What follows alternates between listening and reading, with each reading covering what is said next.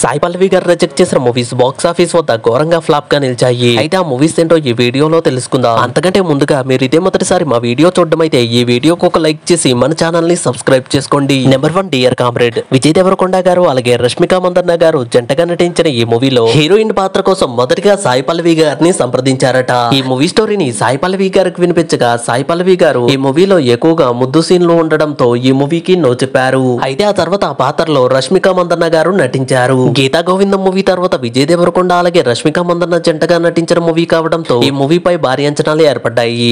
ఎన్నో ఎక్స్పెక్టేషన్స్ మధ్య రిలీజ్ అయిన ఈ మూవీ బాక్స్ ఆఫీస్ వద్ద డిజాస్టర్ గా నిలిచింది. నెంబర్ 2 బోలా శంకర్ మెహర్ రమేష్ గారి డైరెక్షన్ లో చిరంజీవి గారి లీడర్ లో నటించిన ఈ మూవీలో చిరంజీవి గారికి చెల్లెల పాత్ర కోసం మొదటిగా సాయి పల్లవి గారిని సంప్రదించారట.